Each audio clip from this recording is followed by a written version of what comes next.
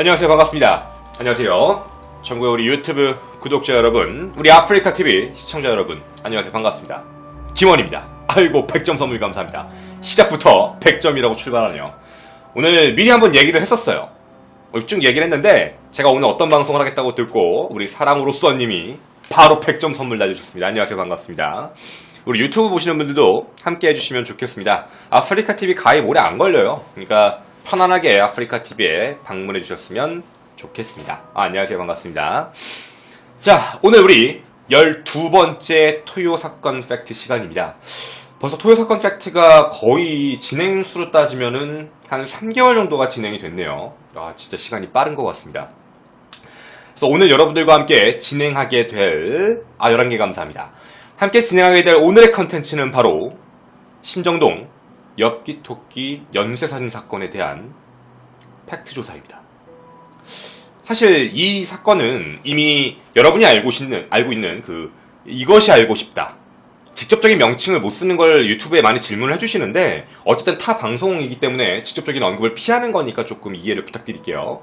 이것이 알고 싶다라는 그 프로그램에서 이미 대대적으로 한번 여러분들에게 전달을 했었고, 많은 사람들 사이에서 이미 그 프로그램의 레전드 방송 중에 하나다라고 이미 회자되고 있는 내용입니다.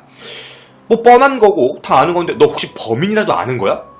라는 생각으로 제 오늘 방송을 보시는 거라면 아마 저는 미리 경찰서에 신고를 했을 겁니다. 제가 오늘 여러분들한테 얘기하고 싶은 건 범인에 대한 윤곽을 좀 더 구체적으로 잡아보자였고요. 그리고 좀 더 또 다른 해석에 대한 이야기를 전달해보고 싶어요. 왜냐면 이것이 알고 싶다라는 프로그램이 얘기한 부분도 오늘 다 같이 얘기를 해볼 거고, 그 다음에 뭘 얘기할 거냐면 상대적인 반대적인 관점을 얘기를 해보려고 해요. 또 다른 해석입니다. 제목 그대로예요. 그래서 아마 처음 들어보시는 내용도 있을 거고, 오늘 아마 생각을 해보시면 저게 진짜 저럴 수도 있긴 하겠네? 저게 조금 이상하네? 라고 생각하실 만한 내용들이 좀 많을 거라고 생각을 해요. 그래서 오늘 여러분들에게 전달하고 싶은 내용은 지난 11탄과 똑같습니다. 어떤 생각을 여러분에게 직접적으로 주입하고 싶은 게 아니라 그냥 이런 생각도 하는 사람도 있다. 이런 가능성도 있다. 여러 가지로 열어두어야 된다. 이런 식으로 전달을 하고자 합니다. 자, 그럼 일단 저희가 오늘 1탄 1부로 진행할 내용입니다. 오늘 좀 파트를 나눠서 얘기해보면 총 3가지로 나뉘게 될 건데, 1부로 전달된 내용은 뭐냐면 바로 이것이 알고 싶다라는 프로그램에서 얘기했던 내용을 같이 한번 반복적으로 확인을 해보도록 하겠습니다.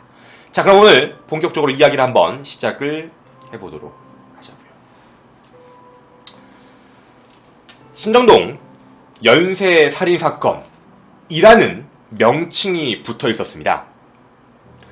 2005년 6월 6일부터 2005년 11월 20일 그리고 2006년 5월 31일 약 1년에 걸쳐서 여성 피해자들이 많이 발생한 사건입니다. 피살자 2명, 피해자 1명. 쉽게 얘기하면 돌아가신 분이 2분, 그리고 돌아가실 뻔했다가 사신 분이 1분 계십니다. 그 위험한 공간에서 가까스로 탈출하신 분이 1분 있다는 거예요. 총 이 3분에 대한 이야기를 이제부터 같이 한번 출발해보고자 합니다. 때는 2005년 6월 6일입니다. 늘 평상시와 똑같이 불법 쓰레기를 관리하고 계시던 관리 공무원께서 무단으로 쓰레기를 버리는 공간이 많잖아요. 주택 골목에는. 주택 골목가에 무단으로 쓰레기를 버린 부분을 이렇게 투기 현장을 모니터링을 열심히 하고 계시다가 무언가 이상한 것을 하나 확인하시게 됩니다. 뭔가 마대자루 안에 이렇게 들어가 있는 건데요. 포대자루가 마대자루 이렇게 앞에 하나, 뒤에 하나. 그 끈으로 이렇게 매듭이 지어져 있었다고 합니다. 그래서 딱 보고 그냥 불법 쓰레기구나 라고 생각을 하셨는데, 자세히 보니까 손이 하나 나와 있던 거예요. 사람 손 같은 거요. 그래서 이게 누가 마네킹을 갖다 버렸구나 싶어가지고 이렇게 한번 건드려 보셨는데, 사람은 느낌이 무섭잖아요. 차갑죠. 뭔가 물컹하죠. 느낌이 되게 이상했다고 합니다. 되게 두려운 마음에 너무 놀라서 그 끈을 살짝 풀어보셨는데 그 안에 발견된 건 시신이었습니다. 여러분들에게 오늘 보여드릴 바로 첫 번째 피해자, 바로 권양입니다. 권양은 20대 후반의 회사원입니다. 권양은 6월 6일날 오후에 감기 증세가 조금 몸이 좀 심해져가지고요. 병원을 가던 도중에 납치 살해를 당한 겁니다. 실제로 뭐가 문제였냐면 지금 밑에 보시는 포대자루의 모양이 보시죠? 실제 사건 현장의 사진에 집중을 해서 보게 되면 지금 이게 좀 앞뒤가 좀 다른데요. 하나씩 이제 반대로 보셔야 돼요. 실제 사건 현장의 사진에 대해서 하나 본격적으로 좀 보여드리면 바로 이런 형태로 발견이 되게 됩니다. 좀 잔인한 모습이에요. 그러니까 그냥 대놓고 열려진 공간에, 무단 쓰레기 버리는 공간에 되게 포대자루를 앞에 상반신 하나, 하반신 하나를 하고 대충 묶어놓고 손이 삐져나온 상태로 이렇게 발견이 되신 겁니다. 근데 실제로 이걸 발견하신 이 공무원 분께서도요, 너무 놀래가지고 약 일주일 동안 밥도 못 드셨다고요. 얼마나 무서웠겠어요, 사실. 경찰은 바로 신고를 받고 출동을 해서 확인을 해보게 됩니다. 확인을 쭉 해봤는데 일단 사인입니다. 이분이 돌아가신 결정적인 사인에 대해서 먼저 말씀을 드리면 부검 결과서입니다. 부검 결과는 경부 압박 질식사로 판명이 나게 됩니다. 근데 정말 특이한 건 뭐냐면, 여기서 집중을 해주셔야 돼요. 굉장히 특이했던 건 속옷이 반 벗겨진 상태로 걸쳐져 있었어요. 그럼 우리가 여기서 의심해 볼 수 있는 건 성범죄예요. 그러니까 이게 속옷이 벗겨졌다라고 얘기하니까 당연히 성범죄를 의심할 수밖에 없는 상황인데, 문제는 또 뭐였냐면 그 돌아가신 분의 그 음부 부분에 보면 종류가 되게 다른 이제 생리대 2개와 그 다음에 휴지 있죠. 휴지 같은 것이 그 안에 삽입이 되어 있었다고 합니다. 그리고 이 가슴 부위 쪽에는 이빨에 물린 상처들도 있었다고 하고요. 그리고 또한 복부 쪽에 굉장한 폭행 흔적이 많아서 복부 출혈까지 과다하게 있었다고 합니다. 근데 진짜 아이러니한 부분 중에 하나는 뭐냐면, 당연히 이제 성폭행을 의심을 했기 때문에 경찰은 정액 반응에 대해서 확인을 해봤는데, 정액 반응은 음성으로 나와서 정액에 대해서, 그러니까 성범죄에 대한 부분은 없었다는 거예요. 그러니까 DNA 검사가 불가능했던 겁니다. 그러니까 직접적인 사인은 경부 압박 질식사였던 겁니다. 굉장히 끔찍하고요. 굉장히 안 좋게, 굉장히 무섭게 그렇게 첫 번째 사건이 터진 겁니다. 경찰은 바로 유가족의 동의를 얻어 부검을 시작하게 됩니다. 부검을 해본 결과 이분이 아침에 드셨던 음식이 위에 아직 위산에 녹지 않은 채로 그대로 나오는 걸 봐서 아마 오전에 납치가 된 직후 아마 곧바로 돌아가시지 않았나, 이렇게 유추를 하고 있습니다.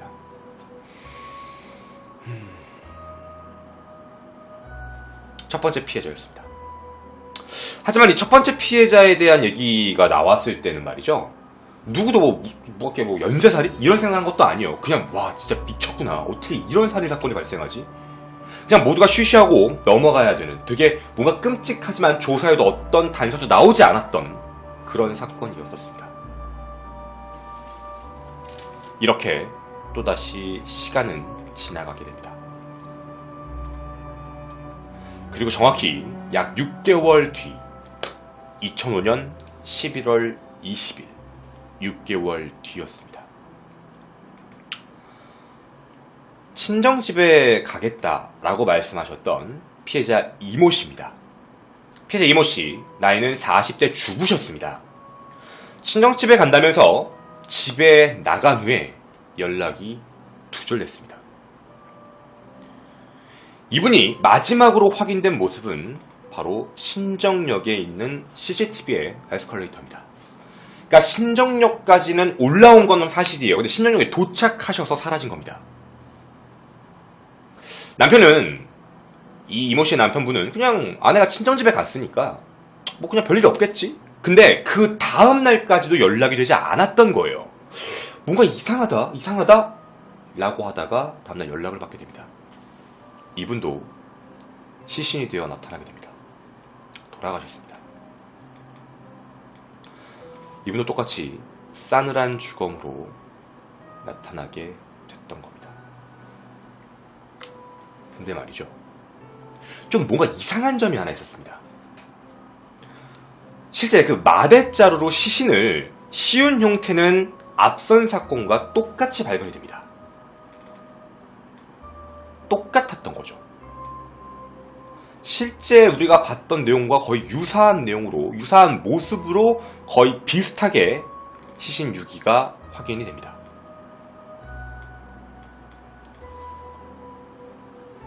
근데 있잖아요, 경찰이 왜 놀랄 수밖에 없었냐면 시신의 실제 유기 형태가 굉장히 유사했던 거예요. 마대자루로 씌운 것과 똑같은 모습. 근데 약간 달라진 점은 뭐냐면, 첫 번째 아까 우리가 봤던 것과 달리 매듭이 좀 더 섬세해졌고 더 많이 자란 거죠. 왜냐면 손이 삐져나왔으니까. 그리고 빈틈없이 모든 부분이 묶여 있었으며, 이번에는 쓰레기에 무단 투기장에 좀 가려져 있는 곳, 지금 보시면 아시겠지만 주택가 골목 쪽에서 발견이 되었고요. 사인도 앞선 거와 똑같이 경부 압박 질식사로 판단이 됩니다.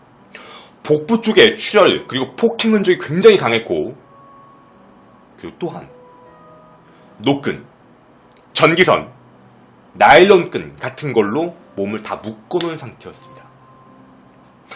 더불어 갈비뼈는 2대가 골절된 상태였고요.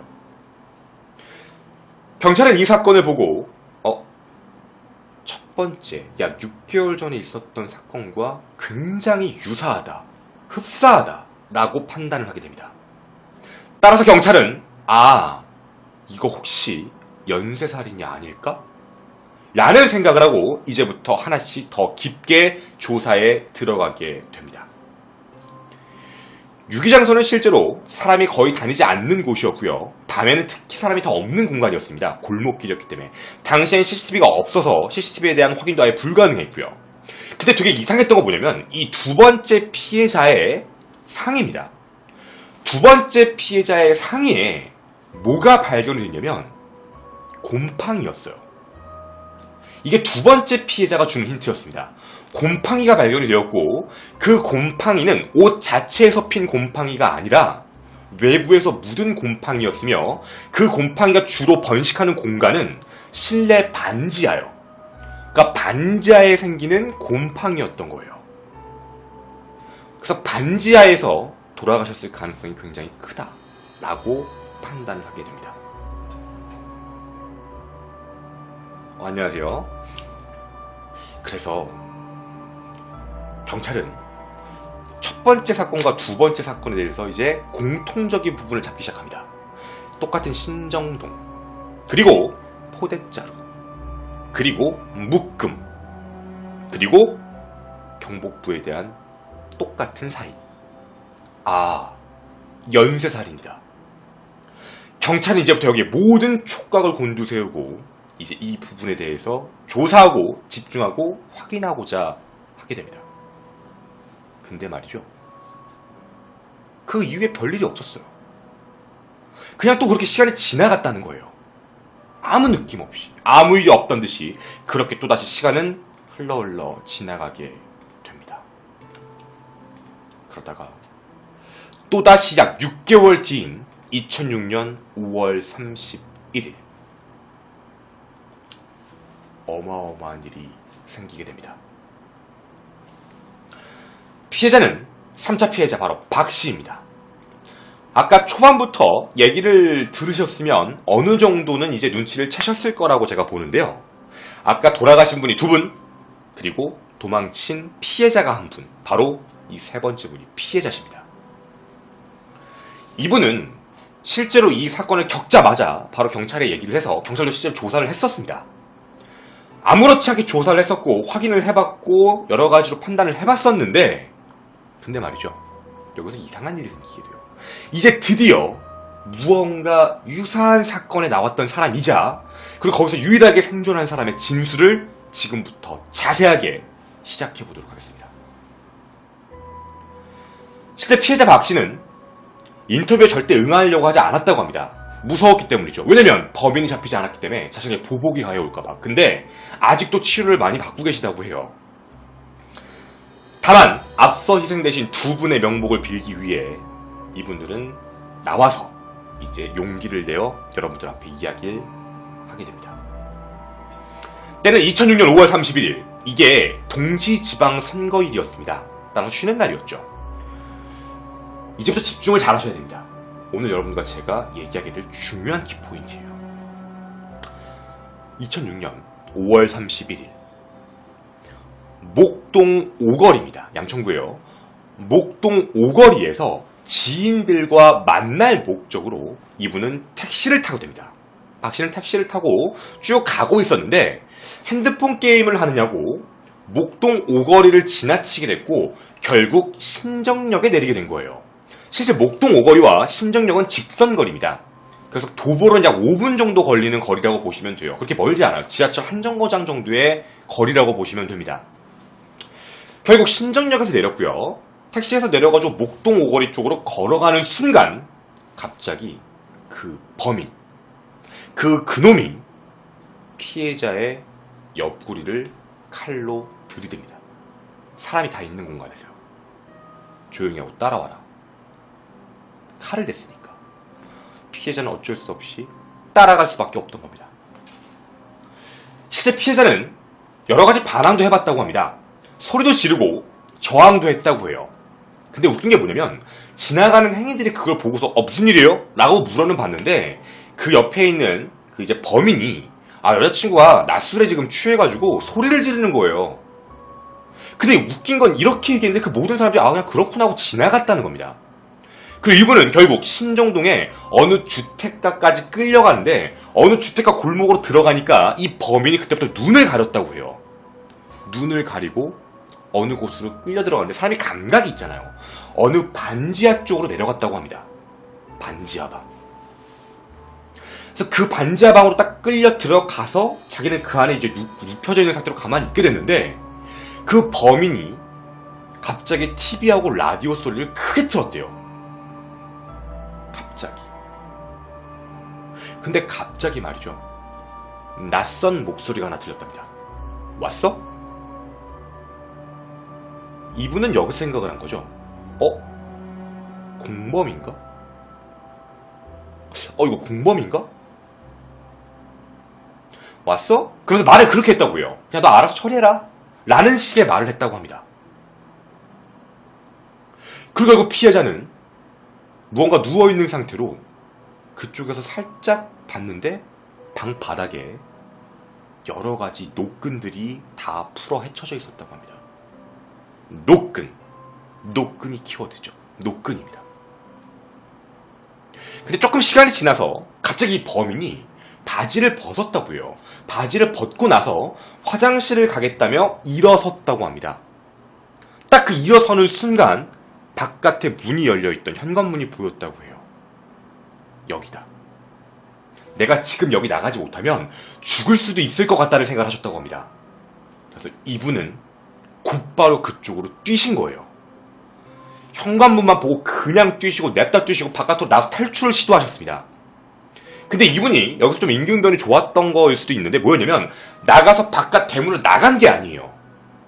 나간 게 아니고 곧바로 뛰어서 2층으로 올라간 겁니다. 그러니까 여기가 다세대 주택이었던 거예요. 지하에 있다가 바로 2층으로 올라가서 2층에 있는 신발장, 어느 신발장 옆쪽에 이렇게 숨어 있었다고 합니다. 숨은 거죠. 범인은 2인 1조로 쌍욕을 하면서 바깥으로 나와서 바깥을 다 수색하고 있었다고 해요. 자기는 지금 자기가 나갔다가는 아마 자기가 어떻게 하다가 죽을 수도 있을 것 같아서 그 사람들이 다시 들어올 때까지 해서 그 신발장 옆에서 숨죽이고 숨어 있었다고 합니다.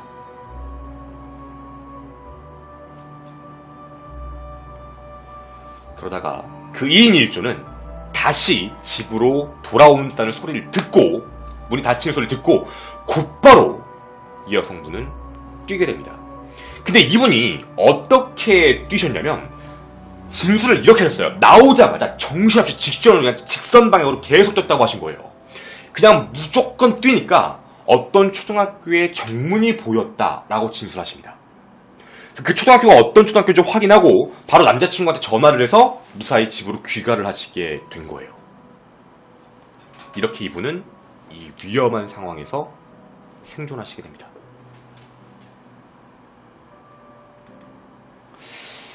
근데요, 여러분. 이게 왜 엽기토끼 사건이라고 불리게 됐냐면, 이분이 2층으로 올라가셨을 때, 아까 어떤 신발장에 숨었다고 했잖아요. 그 신발장에 숨어있을 때, 신발장의 모습은 위에 그 애기들이 만드는 화분 있잖아요. 애기들이 그냥 꽃꽂이처럼 만드는 그 꽃. 그게 위에 있었고, 그 다음에 그 신발장에 엽기토끼, 빵을 먹으면 나오는 스티커 있죠? 엽기토끼 스티커가 이렇게 붙어 있었다고 해요. 그래서 그거를 보고서 그걸 이제 진술을 했습니다. 그리고 그거 가지고 엽기토끼 사건이라고 불리게 된 겁니다. 그럼 우리가 여기서 예측을 해볼 수 있는 건 뭐냐면, 이 집은 반지하가 있고 2층이 있는 집이었고 다세대 주택이었습니다. 다세대 주택에서 이런 말도 안 되는 일이 벌어진 거고, 그리고 2층에 있던 신발장에 그 엽기토끼가 붙어있던 그런 신발장을 갖고 있던 신정동의 어떤 주택인 거예요. 경찰은 이걸 토대로 해서 수사에 들어가게 되는데, 이게 문제가 뭐냐면 양천구 신정동에 있는 다세대 주택들은 모양이 다 비슷비슷하게 생긴 거예요. 그리고 더 큰 문제는 그 2층에 엽기토끼를 어떻게 다 찾아요? 그게 문제였던 겁니다. 그래서 결국에는 경찰도 엽기토끼에 대한 부분을 혹시 아시는 분이 있으면 이라고 해서 쭉 찾아봤지만, 어떠한 뭐 피자 배달부의 진술이 한 번 있었지만 그것도 정확하진 않았던 걸로 판명이 났고, 그냥 그렇게 흐지부지하고 또 내용이 지나가게 됩니다. 그리고 이 사건은 2006년 5월 31일 이후로 아예 사라지게 됩니다.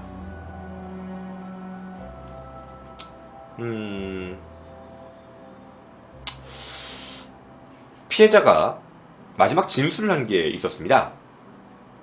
뭐라고 진술하면, 키는 약 175cm 정도의 좀 마르고 단단한 체구다. 아마 지금 2017년 정도 기준으로 하면 아마 40대 중후반 정도 되는 나이일 거예요. 그때 당시는 아니었으니까. 그때는 30대 정도였으니까 지금은 40대 한 중후반 정도에 아마 그 정도였고, 눈썹이 되게 짙은 게 특징이다 정도까지만 기억을 하시고 어떠한 몽타주도 만들 수가 없었습니다. 이렇게 사건은 무언가 어떠한 진전도 없이 여기서 멈춰지게 되었습니다. 굉장한 미스테리였죠. 또 여러 가지 또 문제가 있었던 것 중에 하나는 뭐였냐면, 실질적으로 다세대 주택이 너무 많았다는 거예요. 너무 넓었어요. 광범위했고, 다 조사를 했지만 찾지도 못했고. 여기까지가 이것이 알고 싶다라는 프로그램에서 여러분들에게 전달을 해줬던 바로 그 내용에 대한 전체 다입니다. 간략하게 전달하면 이런 내용이었어요. 다시 한번 말씀드리지만 지금 여러분이 집중을 하셔야 될 이 내용은 뭐냐면, 총 3가지의 사건, 제가 사건 1, 2, 3이라고 칭해도 되겠습니까? 사건 1, 최초 발생 2005년 5월에 있던 사건, 그리고 두 번째 사건이 2005년 11월, 세 번째가 2006년 5월, 이렇게 해서 1년 동안 거쳤던 사건인데요. 사건 1, 2, 3입니다. 무언가 연쇄살인의 조짐이 보였고, 세 번째는 피해자가 탈출했잖아요. 아마 그래서 이사를 가지 않았을까? 경찰도 조사를 했던 거예요. 아마 이사를 켰을 거야. 그래서 곧바로 뭐 했냐면, 주변 관청을 토대로 해서 전출입 기록부를 다 조사해 봤는데, 문제는 전출입 기록부가 실제 신상 정보는 나오지 않으니까 문제였던 거예요. 신상 정보는 확인되지 않아 모르겠다라고 판단이 돼서 이것도 흐지부지 되고 다 끝나버립니다. 미제가 된 거죠.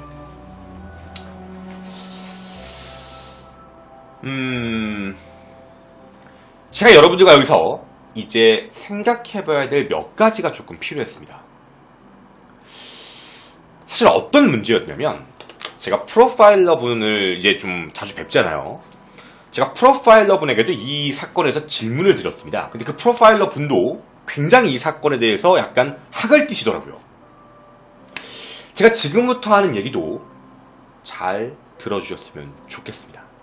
어쩌면 오늘 우리가 할 이야기의 가장 중요한 부분인지도 모릅니다.